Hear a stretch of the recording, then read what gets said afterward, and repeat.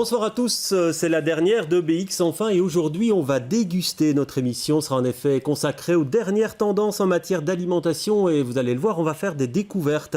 Il y aura au menu des cuirs de légumes, oui vous avez bien entendu, cuirs de légumes, des chefs qui s'éclatent en cuisinant des légumes, une boisson apaisante et un espace de cuisine partagée. Donc qui dit gastronomie dit forcément goûter les plats, goûter des boissons.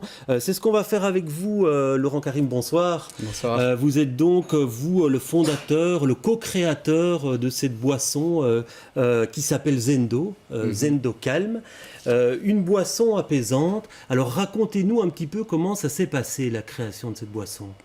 Alors, tout est parti d'un ressenti personnel. Moi, je travaille dans le marketing. Mon associé Mathieu travaille dans la finance. Et il nous arrivait parfois d'être un peu crispés. Mais tout ce qu'on trouvait, c'était dans les magasins, c'était des boissons énergisantes, café, coca. Or, c'est justement l'inverse qu'on avait besoin. Donc, nous avons créé cette boisson anti-stress. Et voilà. Ah ben voilà, vous êtes tous sur le plateau et donc certains un peu stressés peut-être, qui sait, ça peut arriver quand on enregistre une émission de télé. Je vous propose qu'on la goûte, alors allez-y, chacun, on se sert la petite canette et pendant ce temps-là, Laurent, vous nous dites un peu ce qu'il y a dans cette boisson. On y trouve quoi en fait dans votre boisson ?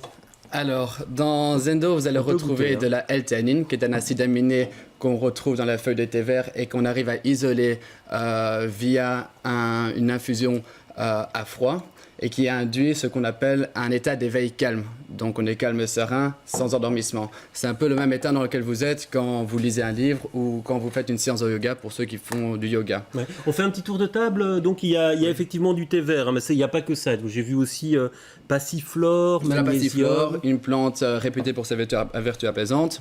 Il y a du magnésium, un anti-stress naturel. D'ailleurs, nous sommes tous en déficit de magnésium, donc ça fera certainement pas de tort. Et il y a un complexe de vitamine B, B1, B5, B6, B9 pour la concentration.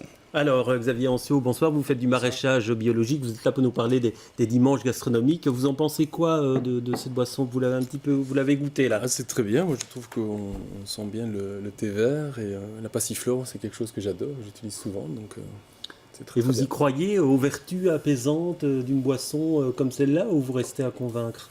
Ah non, absolument. Moi, je suis persuadé que le végétal peut nous apporter plein de bonnes choses. Alors, Natacha Sagid, bonsoir. Alors, vous allez nous présenter ces cuirs de légumes. Hein. C'est très, très, très étrange. Ils sont là devant nous. Alors, expliquez-nous ce que c'est que ces cuirs de légumes. Ce sont des purées de... C'est pas que des cuirs de légumes, c'est aussi des cuirs de fruits, d'ailleurs. Ok, comme ça, c'est précisé. Ce sont des purées de fruits ou des purées de légumes crus qui sont déshydratés à basse température, en dessous de 47 degrés, pour en préserver au maximum les nutriments. C'est un peu le ratio inverse de la cuisson. On dit qu'à la cuisson, on perd jusqu'à 80% des nutriments et là, on les préserve. Et donc, cuir de légumes, cuir de fruits. Donc, on a quoi là sur la petite assiette que vous allez faire passer ? Là, c'est des cuirs de mangue avec de la chantilly, des cuirs de framboise. Bon, ça, avec la chaleur, c'est un petit peu fondu. Et les petits cornets au milieu, c'est des cuirs de pommes vertes. On peut faire un petit tour de table. Vous goûtez ça, Xavier ? Ça vous tente ?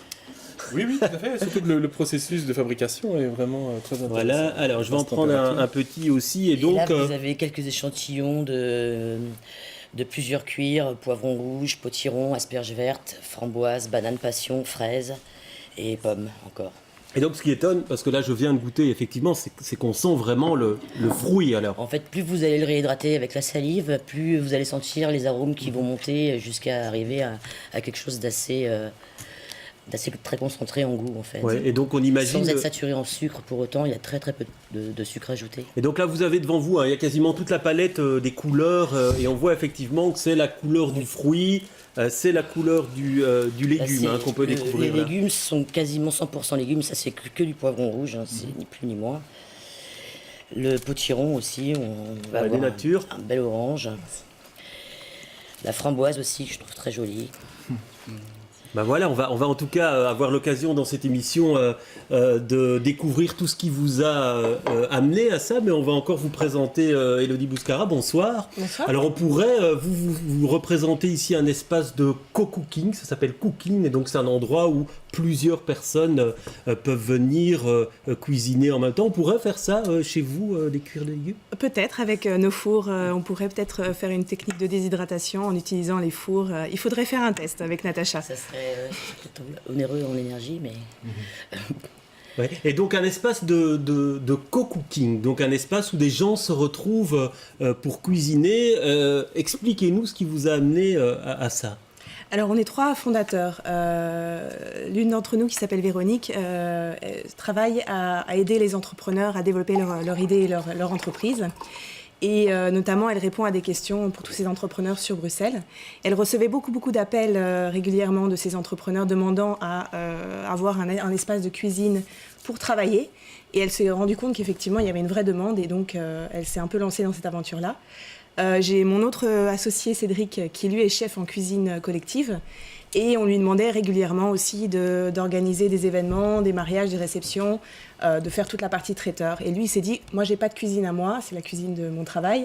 Il faut que j'en crée une aussi pour moi. Et donc, votre espace est installé à Anderlecht, hein, c'est ça? Voilà, c'est ça. Et donc, Cédric, Véronique et moi, on s'est retrouvés sur cette idée de cuisine partagée. Et on a lancé ça l'année dernière, en novembre, à Anderlecht. Et donc, à l'heure du premier bilan?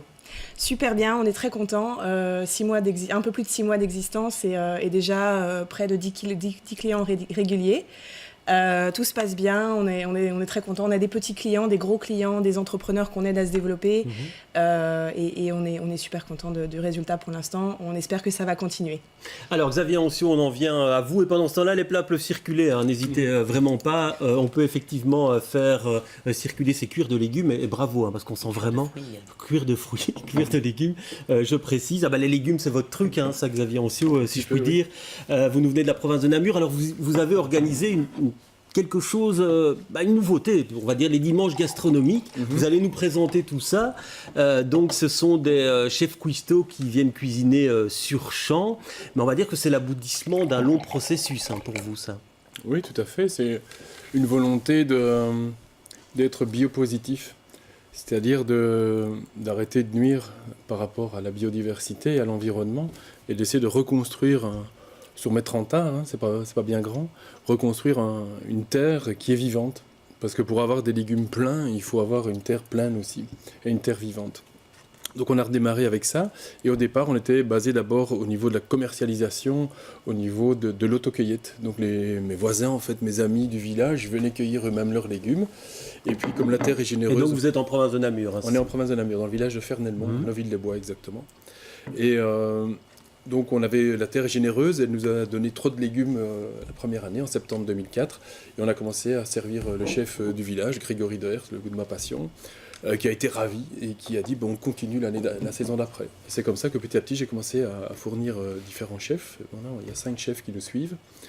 Et qui travaillent mes légumes toutes les semaines. Oui. Et donc là, le principe du dimanche gastronomique, c'est qu'ils viennent sur votre champ, ils prennent ce qui les intéresse et ils vous font des plats. Et là, j'ai vu, pour 8 €, on peut goûter vos légumes. Oui, tout à fait. Alors pour 8 €, vous avez une assiette gastronomique.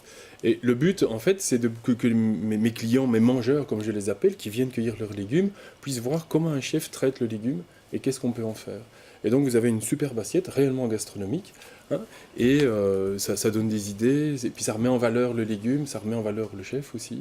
Et c'est aussi important que mes mangeurs ils s'approprient la culture, la cuisine, parce qu'on a un déficit d'apprentissage culinaire. En fait, on a perdu toute une culture culinaire. Et donc, il y a entre autres Carlotte Pascal, qu'on connaît bien ici, qui va venir vous voir en septembre. Alors, est-ce qu'on imagine les chefs, ils doivent être...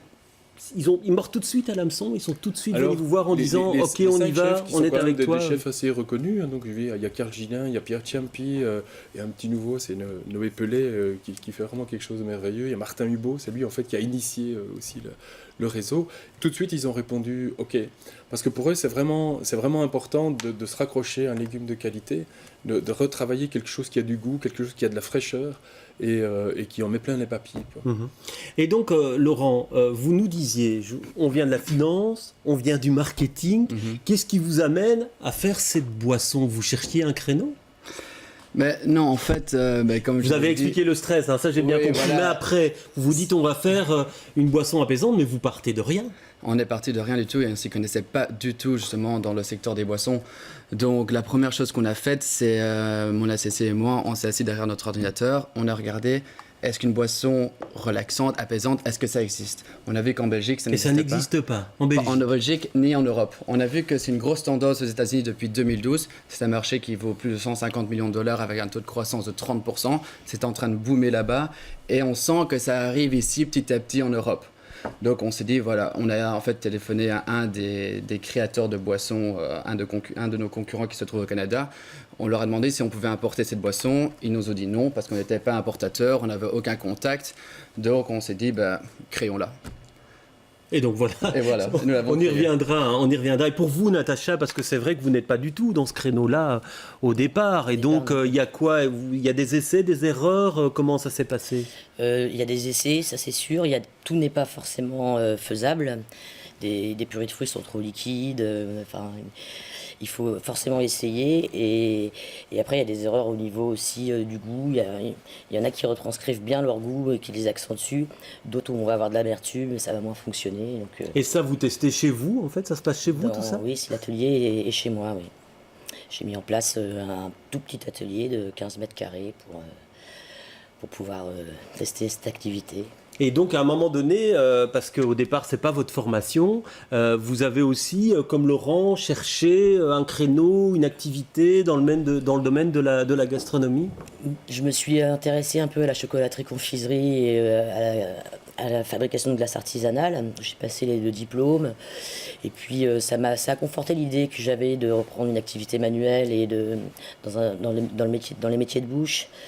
Mais bon, la chocolaterie, c'est beaucoup d'investissements, la glace aussi, c'est même des investissements très très lourds. Et il y a quand même beaucoup de monde sur la place à Bruxelles.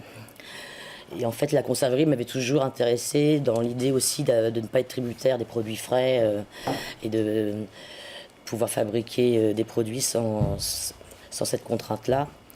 Et en me documentant énormément, j'ai effectivement trouvé que la déshydratation, c'était celui qui respectait le plus le produit dans le sens où on préserve vraiment au mieux les nutriments. Et j'ai découvert l'existence des cuirs de fruits et des cuirs de légumes et j'ai acheté mon premier déshydrateur. Et c'est parti. Et vous vous êtes lancé, bravo, parce qu'il fallait oser. Xavier Ancio, vous aussi, il y a vraiment un changement de vie à un moment donné dans votre parcours, parce que vous avez eu plusieurs vies professionnelles avant celle qui vous occupe aujourd'hui, c'est le moins qu'on puisse dire. Oui. J'ai fait 10 ans en logistique industrielle, et puis j'ai été directeur d'un bureau d'études spécialisé en accessibilité pour personnes handicapées, donc c'était déjà un grand virage. Et puis voilà, c'était la volonté de devenir...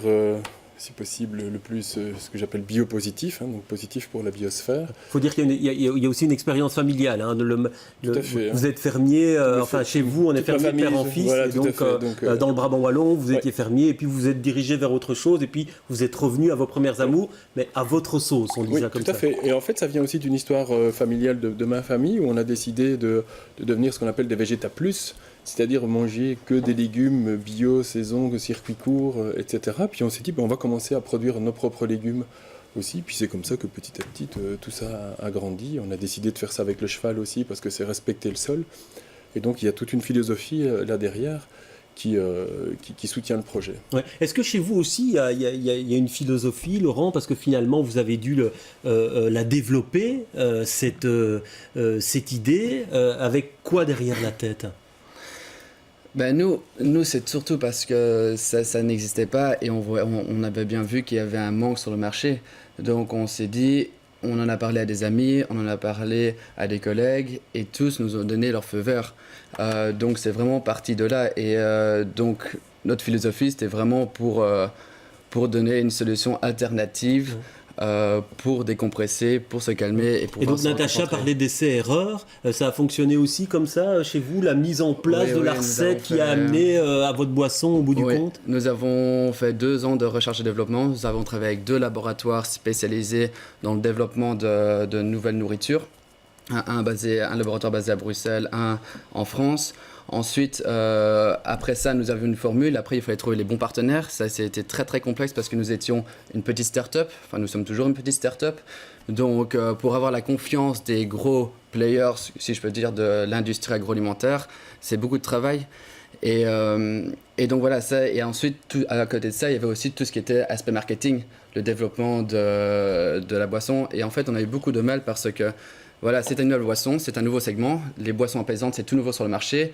Donc, non, allez-y, servez-vous. Sous quel conditionnement est-ce que ce produit devait être présenté? Est-ce qu'il devait être en forme de bouteille? Est-ce qu'il devait il y être a en forme vraiment de bouteille? une sacrée étude marketing. Quoi. Énormément. On a travaillé avec des stratégistes marketing pendant plus ou moins 1 an. Également le goût. Quel goût est-ce qu'une boisson apaisante est censée avoir? On connaît tous le goût du Red Bull. Personne n'arrive trop à le décrire, mais bon, c'est un goût très particulier pour les boissons énergisantes. Maintenant, les boissons apaisantes, est-ce que ça doit être plutôt végétal? Est-ce que ça doit être un peu synthétique? Donc voilà. Ouais. Donc on a beaucoup cherché pour trouver notre place sur le marché, pour bien positionner le produit marketing. Ouais. Alors pour vous, Elodie, la place, elle était à prendre parce que ça n'existe pas. C'est vrai que ça existe dans d'autres pays, et même à large échelle aux États-Unis. Vous me le disiez en préparant l'émission, mais il y a aussi l'idée chez vous de créer une certaine communauté entre cuisiniers. Voilà, l'idée c'est pour tous ces entrepreneurs qui cherchent à se développer et qui cherchent à démarrer, c'est de leur proposer une cuisine, une infrastructure qui leur permet de cuisiner, de préparer leurs produits en toute sécurité, sans aucun risque et sans aucun investissement de départ, qui est, en général, l'investissement est très très élevé, comme disait Natacha. Et donc, en plus de ça, donc, une protection vis-à-vis du risque, donc pour les entrepreneurs qui démarrent, et donc une communauté où on se rencontre régulièrement. Donc tous les mois, on fait ce qu'on appelle des meet-up entre entrepreneurs qui vivent, voilà, des rencontres. Où on fait des dégustations, on présente les entrepreneurs qui travaillent chez Cooking ou pas, enfin qui sont dans le domaine alimentaire, on présente les produits. Et chacun va de son commentaire, de son feedback. Et il y a l'amour de la cuisine aussi au départ chez vous? Oui, c'est familial aussi. Ma grand-mère était cuisinière et j'ai toujours adoré faire la cuisine en tant qu'amateur. J'ai jamais fait d'études dans ce domaine-là, mais effectivement, je suis tombée dans la marmite aussi très rapidement. Et vous maintenant, vos clients, en fait, Natacha, ce sont les chefs? Oui, c'est surtout destiné à l'Horeca. C'est des restaurants comme pour le moment le Chalet de la Forêt ou ah ouais, vous visez assez haut tout de suite, hein, donc non, mais c'est eux qui m'ont. Et donc on imagine mal que vous livriez donc on imagine mal vous livrez au Chalet de la Forêt en faisant ça dans votre appartement, dans une pièce de votre appartement. Il y a pas que il y a l'atelier européen, il y a le Icône avec Nicolas Mottard au Martins Hotel. C'est pas que des il y a chez Manouka rue du Fort qui vend les formats comme ça, plus qui s'adressent à tous les publics.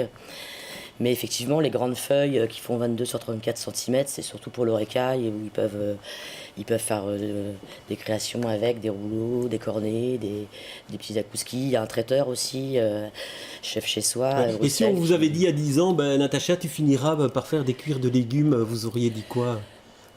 J'aurais pas du tout compris ce que c'était, parce que j'avais même pas idée que ça existait il y a 10 ans. Et ceci dit, en tant que graphiste, je travaillais dans le textile, donc peut-être que finalement... Oui, c'est vrai. Et il faut vraiment, c'est vrai qu'effectivement, là, on a fait passer les assiettes et on sent vraiment le goût du fruit, le goût du légume, qui est toute l'expression du fruit et du légume est dans le produit, quoi. C'est ça, ça concentre vraiment le goût, en plus de préserver les nutriments, et que ça soit plutôt très joli aussi à voir. Comme ça fait une palette de couleurs qui est assez belle, quoi. Et donc on imagine que ça puisse plaire aux chefs. Alors Xavier, je disais que c'était un long processus effectivement, hein, votre aventure, puisque il y a aussi la méthode de maraîchage que vous avez mis en place et puis la commercialisation de vos légumes qui est très très particulière. Oui, donc c'est en autocueillette.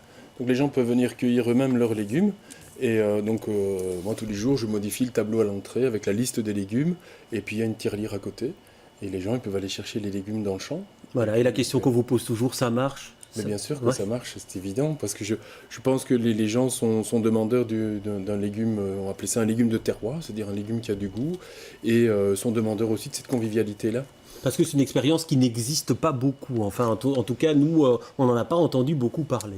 De ce type d'expérience. En légumes, pas beaucoup. En fleurs, on a tous une fois été cueillir des fleurs sur un champ avec une tirelire, on met l'argent. Enfin, en tout cas, dans la région namuroise, il y en a beaucoup.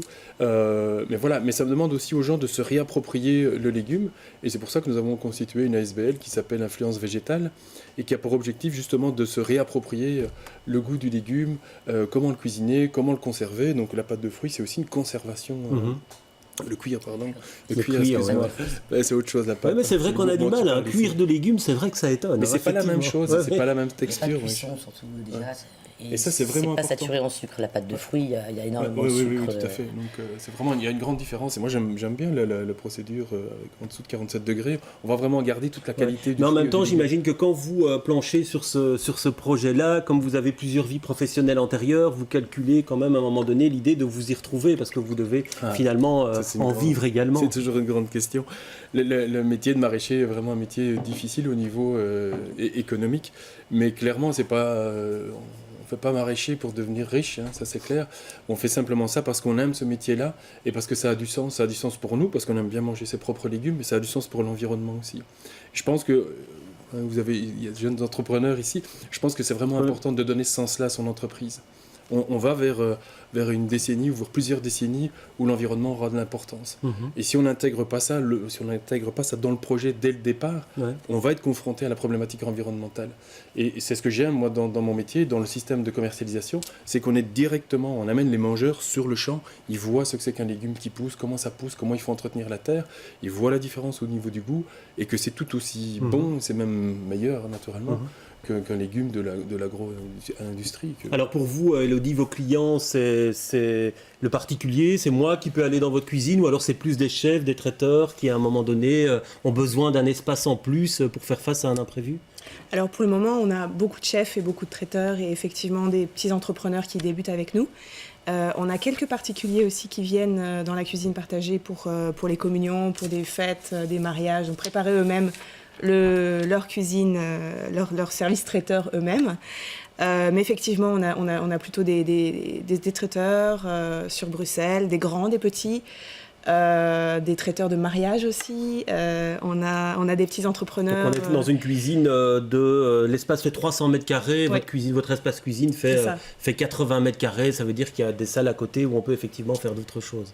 Alors on peut y faire du stockage essentiellement, on a des chambres froides, voilà. Il y a une partie dégustation, une partie bureau qui sert justement pour faire des ateliers. Donc récemment on a fait un atelier conservation et fermentation, on parlait des légumes. On a un cycle qui a commencé en juillet et qui va continuer en septembre-octobre avec toutes les techniques de fermentation et de conservation des légumes. Donc on a fait des boissons récemment pour repartir sur Zendo à base de produits végétaux et naturels et de la fermentation notamment. Et on va faire en septembre un autre atelier où on va préparer des kimchi. Vous connaissez peut-être... Non, on en apprend beaucoup ici, en tout cas, ce soir. C'est une spécialité coréenne, mais on va l'adapter à la mode belge, c'est-à-dire qu'on va utiliser que des produits locaux et on va faire nos propres kimchi et nos propres recettes avec un chef qui est gantois, qui s'appelle Maxime et qui est vraiment dans l'innovation culinaire, dans la recherche et le développement de nouvelles recettes. Et donc voilà, on travaille avec plein de gens différents. C'est ça qui est le plus intéressant dans ce projet, c'est qu'on a une communauté d'entrepreneurs. Alors pour vous, Laurent, maintenant, le produit, ça y est, il est au point, il existe, on l'a goûté, il est apprécié. En tout cas, ici, il a été apprécié. L'aventure commence. Ouais. Et voilà, maintenant, ça fait 2 semaines que nous sommes commercialisés. Et donc vous commercialisez grande surface ou Horeca ou... Dans un premier temps, on ne commercialise pas dans la grande surface. On est surtout distribué dans les endroits de lunch sains et branchés. Je ne sais pas si je peux nommer des endroits de... écoutez, allez, un pour... si. Oui, allez. Café Luxembourg, Café de la Presse. Voilà. Et donc, moi, je veux mentionner le prix. Là, vous m'avez dit prix de vente Horeca entre 2 et 2,80 €. Voilà. Prix de vente distribution 1,75 € la canette. Ça intéressera. Voilà, et alors on est distribué aussi dans les collectivités, donc dans les restaurants des grosses entreprises, chez Google, chez Orange, AXA, pour en citer quelques-uns. Ouais. Et donc, vous maintenant, Natacha, le produit, il est au point aussi. Et donc, vous êtes en auto-entrepreneuriat, donc pour l'instant, et donc le développement, il est devant vous. Oui, c'est ça. Là, je suis dans la phase où je continue de prospecter pour essayer d'avoir de plus en plus de clients et pouvoir faire en sorte que je puisse vivre de cette activité. Je suis avec Job Yourself en coopérative d'activité. Donc qui permet de développer son entreprise. C'est ça. Et avant ça, j'étais très bien accompagnée aussi dans toute cette aventure, je tiens à le dire, par le Crédal. Donc l'économie solidaire, effectivement. Qui a joué aussi un rôle important dans le développement de ce projet. Ouais. Et vous, Xavier Ancio, vous avez un champ et certains vont vous dire, est-ce que votre champ, à un moment donné, vous auriez envie qu'il fasse des petits et que d'autres emboîtent le pas à votre expérience? Mais justement, cette année-ci, on a créé ce qu'on appelle l'école de haut, où on a maintenant 2 stagiaires, 2 dames qui viennent apprendre à faire du maraîchage bio, à faire de l'autocueillette, à livrer des restaurants, à conduire un cheval de trait. Et puis, on a une idée aussi de créer une coopérative alentour des jardins de haut. Il reste 3 hectares là qui sont qu'on pourrait imaginer un jour cultiver. Il faudra qu'on s'arrange avec le fermier à côté, mais il est ouvert à ça aussi. Et puis, ce lundi, justement, on faisait des essais de sol sur une pièce d'une dizaine d'hectares à ce moment-là. Donc, on parle vraiment d'une dimension supplémentaire où on voudrait vraiment recréer la biodiversité alentour de la vigne.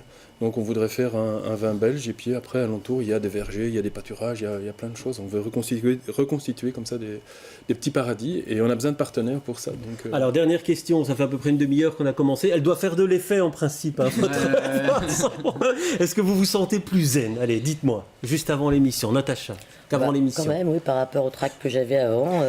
Voilà, allez, on va... Mais il faut savoir que nous avons en fait soumis la canette Zendo à un organisme indépendant composé de médecins spécialisés en nutrition et qui ont confirmé que dans une canette Zendo, il y avait les bons principes actifs en bonne quantité et surtout sa bonne forme biodisponible, justement pour créer cet effet apaisant. Voilà. Donc, merci en tout cas, merci d'être venu partager vos expériences ici sur le plateau de BX Enfin. C'était la dernière de notre série d'été. Nos confrères de Moustique présentent dans leur numéro de cette semaine un tour d'horizon des dernières tendances gastronomiques innovantes. C'est ici que je vous quitte donc. À bientôt, portez-vous bien.